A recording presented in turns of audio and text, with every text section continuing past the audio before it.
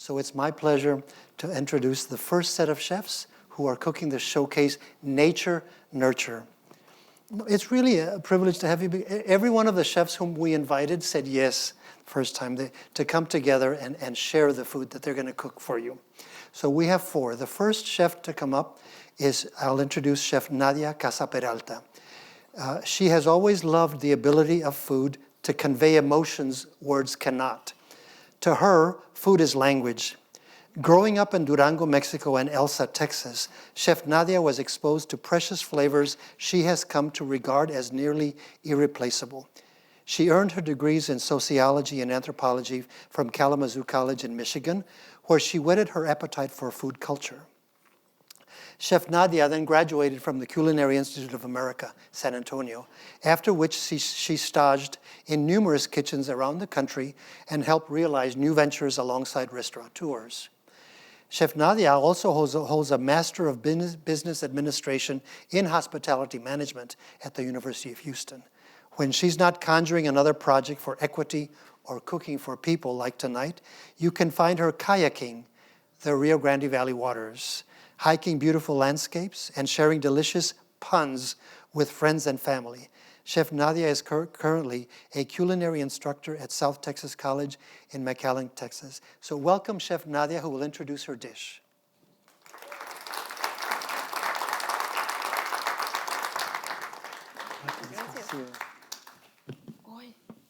Hi, everybody. All right. Ya viene. ¿Y cómo te llamas? Vanessa. Vanessa has been so helpful today, and she was able to taste it for the first time, ¿verdad?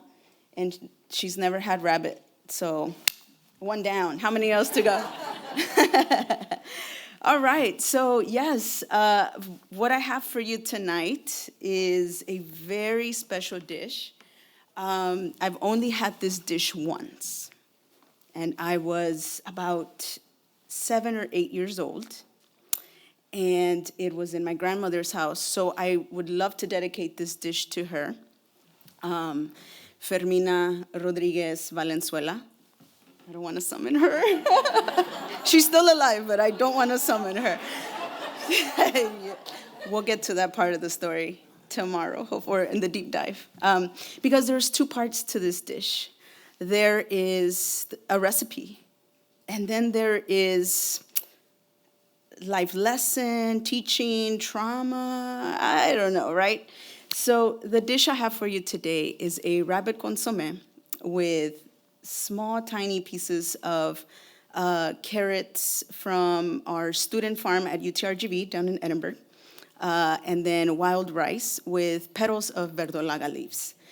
And I say there's 2 parts to this dish because the first part was I went to my grandmother's house after school. I got home. I started picking figs from her higuera. I started eating, and she said, "Deja de comer. Stop eating. I have dinner ready." And I said, "Okay." Popped a few more, right? I've always been a good eater. And when I sat down, I saw this beautiful consommé. It was so clear. You could see everything in it, and there's this beautiful white meat. And I've never had this dish. So I eat it, and I'm blown away. And I'm like, "Oh my God, Grandma, what is this? ¿Qué es esto? Nunca lo hemos comido." And she says, "Tu conejo." Kobe.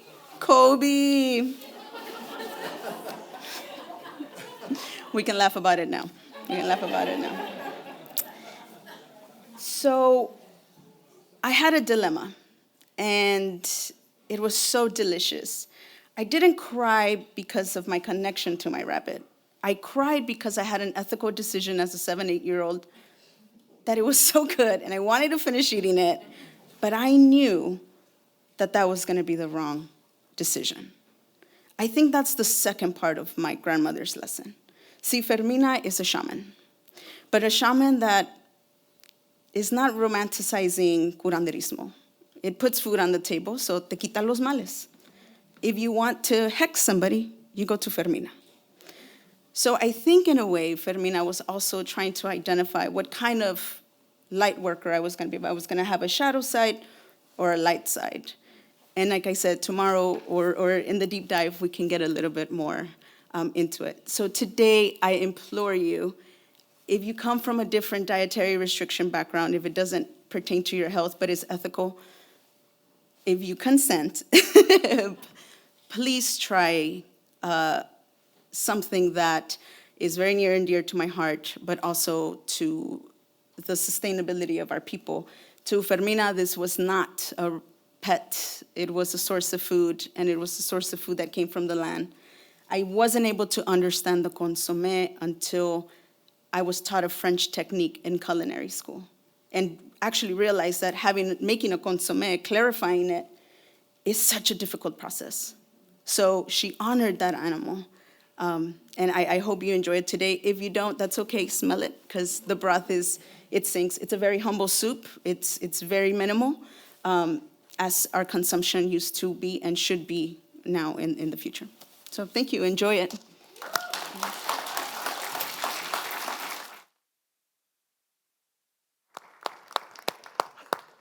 Thank you, Tu conejo.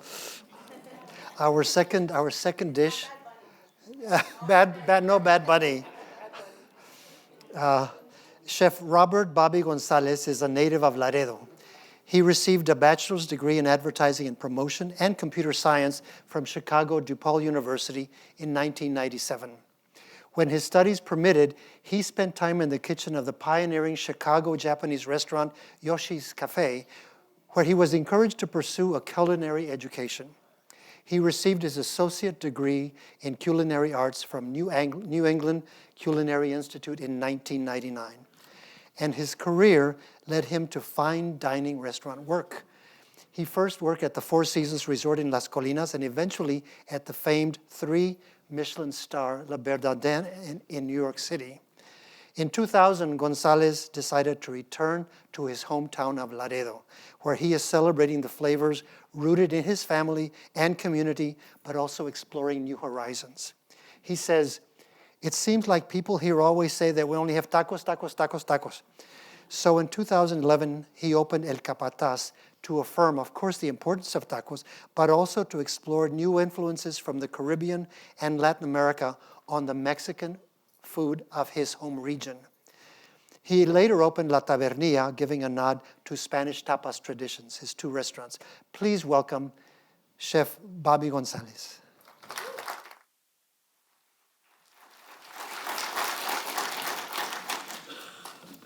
Good evening. Thank you all so much for coming out here. And I'm not as good a public speaker as Nadia, so I hope I do a good job up here. This is my dish up here. I don't know if you've read exactly what it is, but it is a cold smoked and roasted quail with grandmother's dried fruit stuffing. And my grandmother was an imposing lady, so all 19 of her grandkids would call her grandmother. Everybody else would call her Mama Amelia, but the grandkids, we refer to her as grandmother. And then on the side, I have a Belgian endive salad with what was going to be a chapote dressing. At the time that this Encuentro began, it was thought it was going to be smaller, and I had a little jar of chapote jam. But we're very happy that this thing really has grown. So I approximated the flavor of chapote fruit and created a dressing with that. So my dish, I will kind of explain a little bit. When Adan came to me and talked about the project, I was really enthusiastic about it, because about maybe right when COVID began, I used to be the troop leader for my son's Boy Scout troop. And my family has a ranch about 5 miles outside of Laredo. And I took them out one time, and I found an arrowhead out at the ranch. We were walking around, and I went back. COVID hit, right? And so it was a great time, great opportunity for me to go out and start walking around. And I started noticing that there's a huge section of the ranch. It's probably a 1/4 mile by a mile long, where it is literally filled with what they call debitage. And it's They are broken rocks, flakes, where, from what I've gathered, I've been trying to find a lot of information about this, but what I've gathered is they used to be a big settlement there over thousands of years. So I actually brought up, sorry, I'm getting kind of nervous, my legs are shaking. I actually brought a bunch of viewpoints that I have found out there, and I have found many, many, many. But I really wanted to, I found this was a great opportunity to really connect our region through this dish. Because each time I find an artifact out there, I really sit and think, what was it like out here 3, 4, 5, 6,000 years ago? I mean, the people, their job was to survive. And so they use these tools to put food on their table, to defend themselves, to skin animals. And it really impacted me. So what I wanted to bring across with my dish, and there was some smoke in here, excuse me one second, but it's been sitting out for a few minutes, so the smoke has dissipated.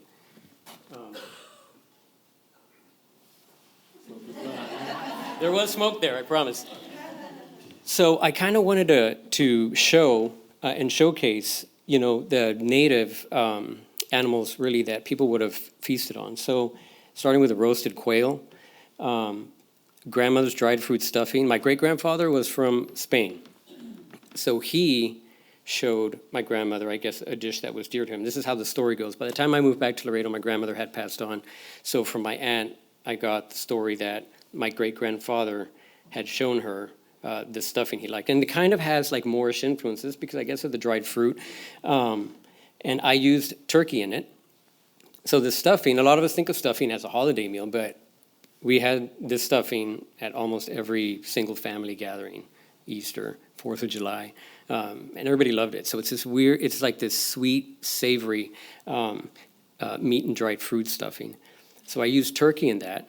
And then the endive, the reason I chose endive is the yucca plant flowers. If you're familiar with yucca, I think that, you had a picture up here of a yucca plant.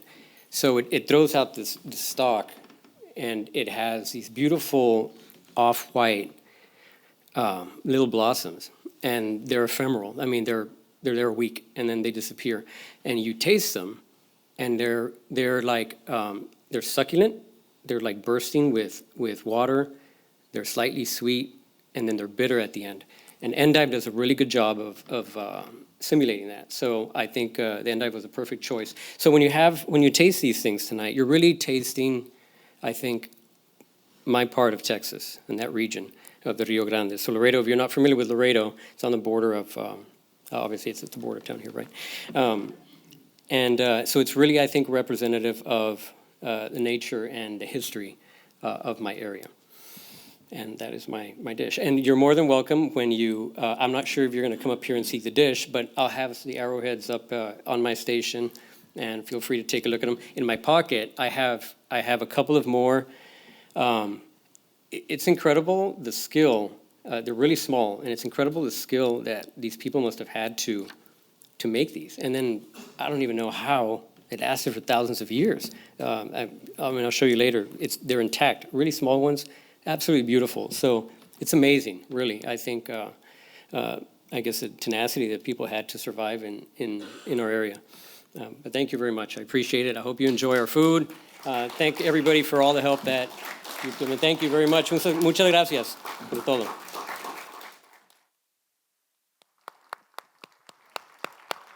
Thank you. Thank you, Chef Bobby Gonzalez. That was wonderful. I don't know that I will be able to wait for Chef Vianney Rodriguez is a native of Aransas Pass, which is, I guess, it's 20 minutes from Corpus Christi. She has written a cookbook, The Tex-Mex Slow Cooker, and also Latin Twist, which is a book with recipes for Latin-inspired cocktails. Vianney narrates her culture through her dishes and beverages, which she links to her Texas native landscape. When she was growing up in Aransas Pass, a natural part of growing up was crossing over to the other side to visit family. Like so many native Mexican Americans, like myself, our ancestors have inhabited the coast for thousands of years. She has family on both sides of the river. Cooking eventually led her to writing because the traditions and recipes were strong and compelling for her to share. there was a lot of interest in her writing, and magazines like Southern Living Magazine began to publish her. She says, quote, "I'm just going to share what the food means to me, the story behind it. ¿Qué es?" Because a lot of people wanted to know how to make the food. So I started just giving tips and little stories and how my abuelita did it and my mom did it. End of quote. She says that it's all about the food and the story. Chef Rodriguez was recently named Southern Living Cook of the Year by Southern Living Magazine. Please welcome Chef Vianney Rodriguez.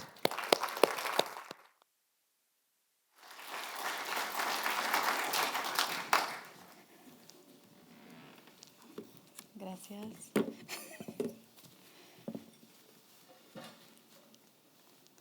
Hello. Thank you for having me this evening. I'm so excited to be here at the first ever Encuentro. Thank you, Adan, for inviting me. Today, I have prepared for you a dish that is ingrained in my heart. It is an inspiration, a dish inspired by one of the most amazing cocineras I have ever met, and it's my mother. My parents met, fell in love, and got married in Matamoros, Tamaulipas. They stayed a while, and then my dad secured a job in a small coastal town of Aransas Pass, so we moved. And if you've never been to Aransas Pass, it's home of the shrimpery. And as the locals will scream at the top of their lungs, and so will I, it's the shrimp capital of Texas. We live for shrimp. My mom was a teacher's aide during the year, and in the summers, like many of the women in the town, they worked the docks to earn extra income. So she would leave early in the morning, and she would sort, she would clean, she would sell, she would pack. She worked the shrimp. She was happy, her friends were there, her comadres were there, there'd be chisme, there'd be stories, there'd be recipe tips. So at the end of the night, we would wait for her, and we would thought she's going to be so tired. And she would come home with this energy and this beam. And she said, "Ay, el regalo del mar," the gifts of the ocean, she would say. She would come home with her bag of shrimp, and she would go straight to the kitchen. So we enjoyed the fruits of her labor. We had grilled shrimp, we had fried shrimp, we had shrimp en caldo and arroz. She would tuck some shrimp away in the freezer for Lent. She would make broth. She would dry it for arroz for later. She would make broth. She would use the skin, the peels, everything to fertilize her plants. Because she would say, "Los regalos del mar no los debemos gastar." We should not waste the gifts of the ocean. So today, I am sharing one of my favorite dishes. She would tuck shrimp away in the freezer, and when it would become the 2 or 3 weeks that we would get cold weather in Texas, she would make albóndigas de camarón, shrimp meatballs. So she would make them in this spicy caldito with carrots and celery and tomato and a little bit of jalapeno, and she would make leftover rice, grind up the shrimp, and form these little meatballs, and they were just, to me, heaven. I thought she is the best chef in the world. And she would serve them to us in a little bowl with a tostada, heavily salted, some radishes, some lime, and we would get our spoon and we would slice them. We would put lime and radishes, and it was heaven on a plate. So tonight, I'm so excited to share with you my mommy's dish. I hope you enjoy it. I hope you slice them and you put lime on them. And I'm excited to meet you this weekend. I'm excited to learn, and I'm excited to be inspired. Thank you so much. Wow. Oh, I'm already inspired. Thank you so much, Chef.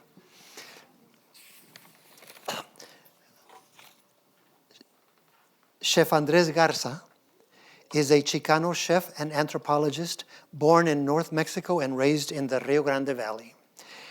They currently work as the director of masa development and fermentation for the James Beard award-winning restaurant Nixta Taqueria in Austin, Texas. There they work alongside heirloom native varieties of maize and research indigenous foodways to educate their community on how to incorporate ancestral foods and techniques into daily life today. They also run Neighborhood Molino, where they ran a series of pop-ups that explored pre-Hispanic techniques with contemporary South Texas border roots and foods. Neighborhood Molino is a project that originated in the Rio Grande Valley during the pandemic. It aims to offer and educate about heirloom maize products such as fresh corn tortillas and masa and all of the other foods in their community across Texas. Please welcome Chef Andres Garza.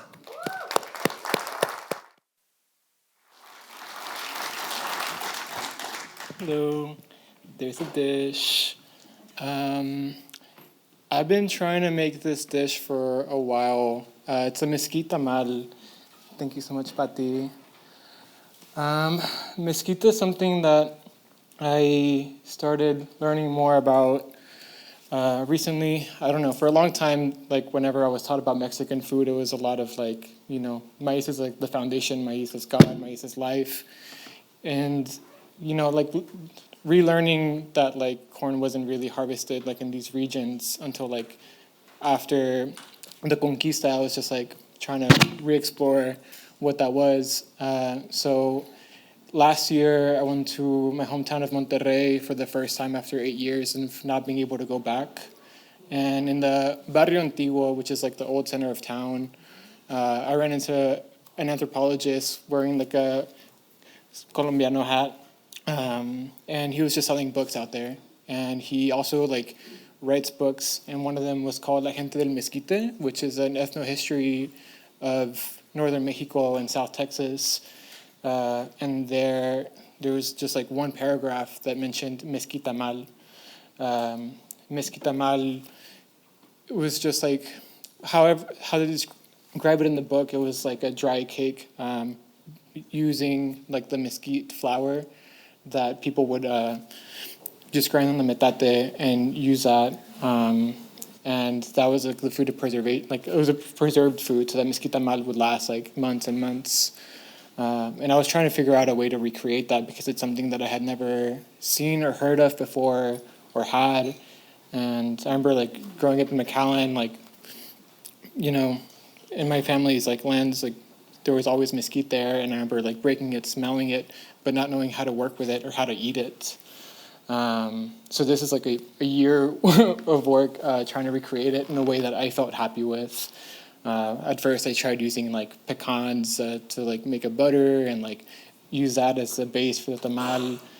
At the end of it, I ended up using pork fat because it's something that was also close to home, and like recognizing that like that's kind of what like my palate wants and craves in some ways, but also using a good amount of mesquite flour in the masa to get that flavor that I want. So it's mesquite flour, some blue corn that we use at the restaurant from Oaxaca, some pork fat, and then on top, I was just trying to honor things that were gifted to me.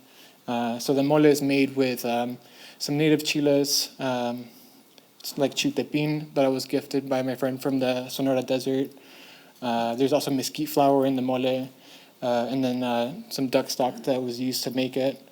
Then it has a little nopal pico de gallo, using nopales that I got like next to my apartment.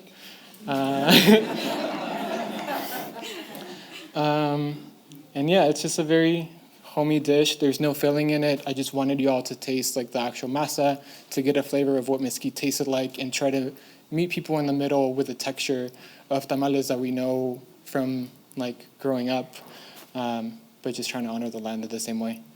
So I hope you all enjoy that, and thank you for having me, Adan.